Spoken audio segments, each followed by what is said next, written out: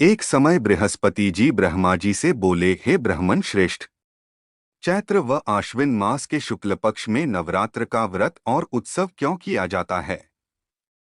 इस व्रत का क्या फल है? इसे किस प्रकार करना उचित है? पहले इस व्रत को किसने किया, सो विस्तार से कहिए। बृहस्पति जी का ऐसा प्रश्न सुन ब्रह्मा जी ने कहा, हे बृहस्पति, प्राणियों के हित की इच्छा से तुमने बहुत अच्छा प्रश्न किया है। जो मनुष्य मनोरथ पूर्ण करने वाली दुर्गा, महादेव, सूर्य और नारायण का ध्यान करते हैं, वे मनुष्य धन्य हैं। यह नवरात्र व्रत संपूर्ण कामनाओं को पूर्ण करने वाला है। इसके करने से पुत्र की कामना वाले को पुत्र, धन की लालसा वाले को धन, विद्या की चाहना वाले को विद्या और सुख की इच्छा वाले को सुख मिलता है। इस व्रत को करने से रोगी मनुष्य का रोग दूर हो जाता है, मनुष्य की संपूर्ण विपत्तियां दूर हो जाती हैं और घर में समृद्धि की वृद्धि होती है, बंध्या को पुत्र प्राप्त होता है, समस्त पापों से छुटकारा मिल जाता है और मन का मनोरथ सिद्ध हो जाता है। जो मनुष्य इस नवरात्र व्रत को नहीं करता वह अनेक दुखों को भोगता है और कष्ट व रोग से पीड़ित हो अंगहीनता को प्राप्त होता है, उसके संतान नहीं होती और वह धन धान्य से रहित हो भूख और प्यास से व्याकुल घूमता फिरता है तथा संज्ञाहीन हो जाता है। जो सधवा स्त्री इस व्रत को नहीं करती वह पति सुख से वंचित हो नाना दुखों को भोगती है। यदि व्रत करने वाला मनुष्य सारे दिन का उपवास न कर सके तो एक समय भोजन करे और 10 दिन बांधवों सहित नवरात्र व्रत की कथा का श्रवण करे। हे बृहस्पति, जिसने पहले इस महाव्रत को किया है वह कथा मैं तुम्हें सुनाता हूं, तुम सावधान होकर सुनो। इस प्रकार ब्रह्मा जी का वचन सुनकर बृहस्पति जी बोले, हे ब्राह्मण, मनुष्यों का कल्याण करने वाले इस व्रत के इतिहास मेरे लिए कहो, मैं सावधान होकर सुन रहा हूं। आपकी शरण में आए हुए मुझ पर कृपा करो। ब्रह्मा जी बोले, प्राचीन काल में मनोहर नगर में पीठत नाम का एक अनाथ ब्राह्मण रहता था। वह भगवती दुर्गा का भक्त था। उसके संपूर्ण सद्गुणों से युक्त सुमति नाम की एक अत्यंत सुंदरी कन्या उत्पन्न हुई। वह कन्या सुमति अपने पिता के घर बाल्यकाल में अपनी सहेलियों के साथ क्रीड़ा करती हुई इस प्रकार बढ़ने लगी जैसे शुक्ल पक्ष में चंद्रमा की कला बढ़ती है। उसका पिता प्रतिदिन जब दुर्गा की पूजा करके होम किया करता वह उस समय नियम से वहां उपस्थित रहती। एक दिन सुमति अपनी सखियों के साथ खेल में लग गई और भगवती के पूजन में उपस्थित नहीं हुई। उसके पिता को पुत्री की ऐसी असावधानी देखकर क्रोध आया और वह पुत्री से कहने लगा, अरे दुष्ट पुत्री, आज तूने भगवती का पूजन नहीं किया, इस कारण मैं किसी कुष्ठ रोगी या दरिद्र मनुष्य के साथ तेरा विवाह करूंगा।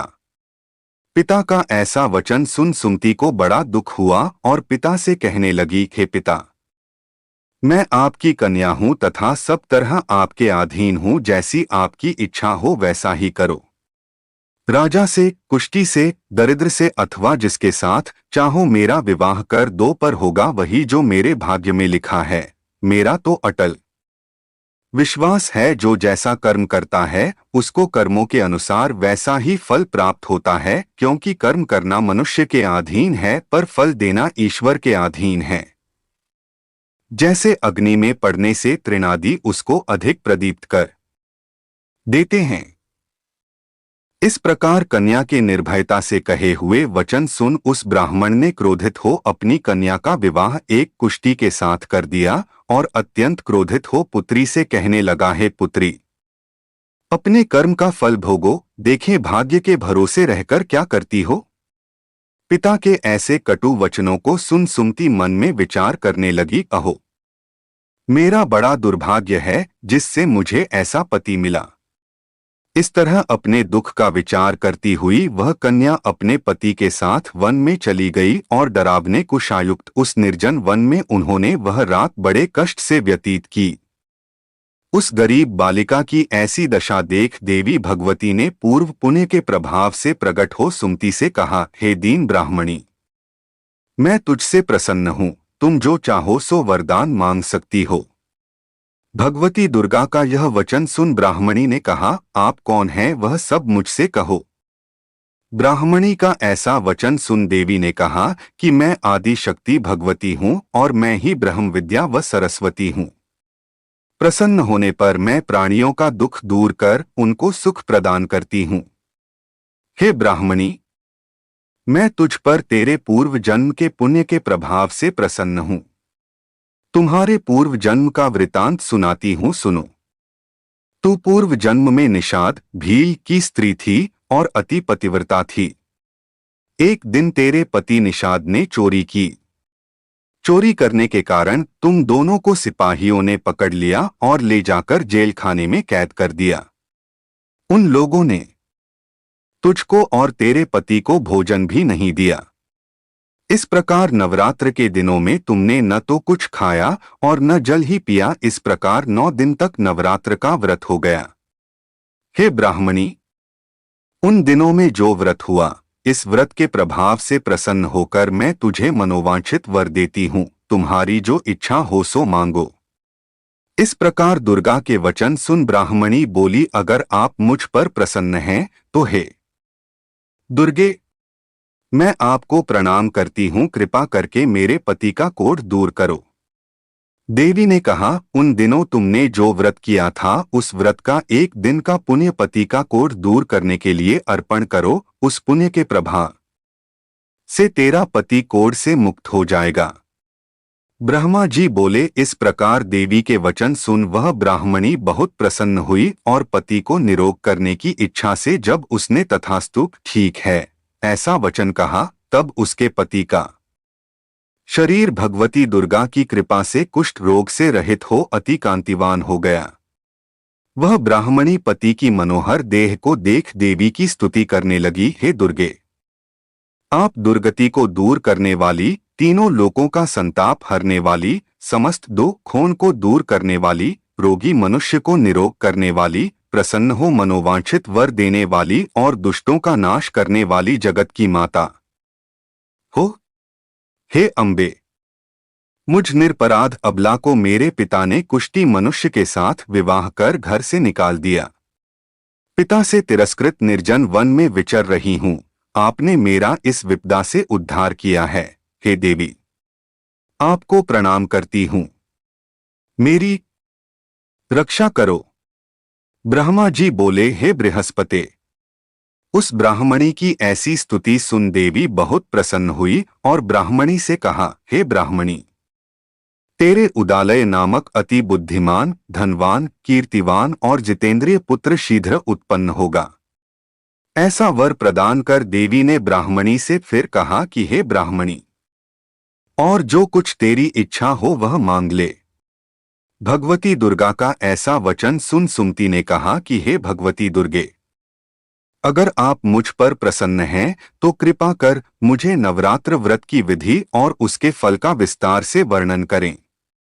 महात्मय, इस प्रकार ब्राह्मणी के वचन सुन दुर्गा ने कहा, हे ब्राह्मणी, मैं तुम्हें संपूर्ण पापों को दूर करने वाले नवरात्र व्रत की विधि बतलाती हूँ, जिसको सुनने से मोक्ष की प्राप्ति होती है। आश्विन मास के शुक्ल पक्ष की प्रतिपदा से लेकर 9 दिन तक विधिपूर्वक व्रत करें। यदि दिन भर का व्रत न कर सकें तो एक समय भोजन करें।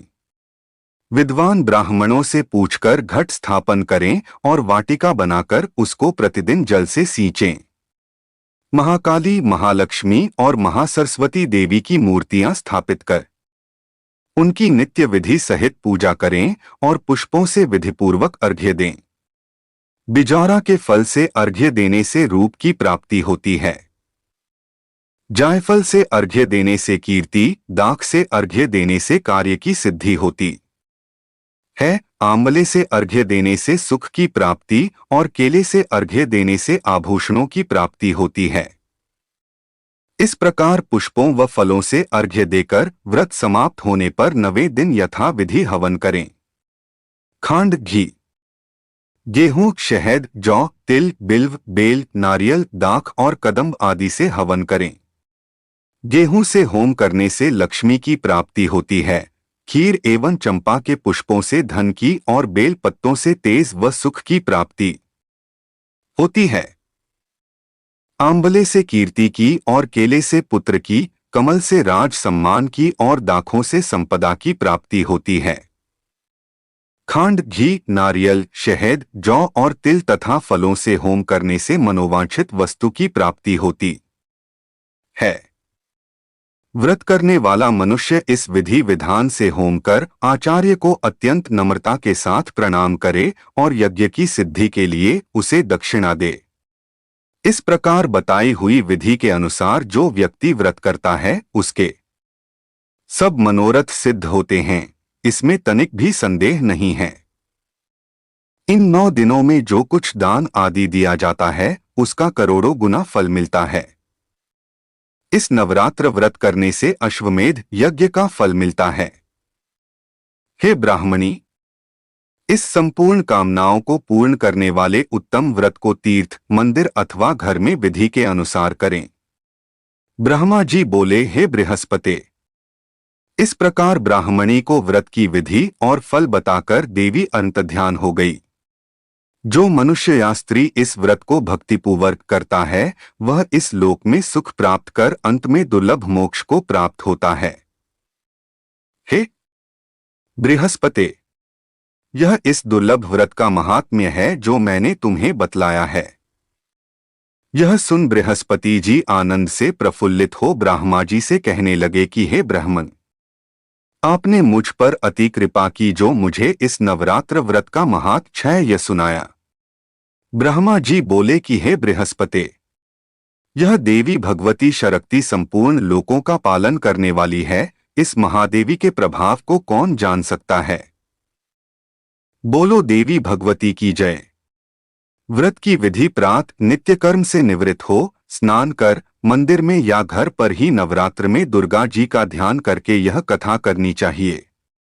कन्याओं के लिए यह व्रत विशेष लाभदायक है। श्री जगदम्बा की कृपा से सब विघ्न दूर हो जाते हैं तथा सुख समृद्धि की प्राप्ति होती है। प्रार्थना है परमेश्वरी, मेरे द्वारा रात दिन सहस्त्रों अपराध होत हैं, यह मेरा दास है, समझकर मेरे अपराधों को क्षमा करो। हे परमेश्वरी, मैं आह्वान, विसर्जन और पूजन करना नहीं जानता, मुझे क्षमा करो। हे सुरेश्वरी, मैंने जो मंत्रहीन, क्रियाहीन, भक्तियुक्त पूजन किया है वह स्वीकार करो।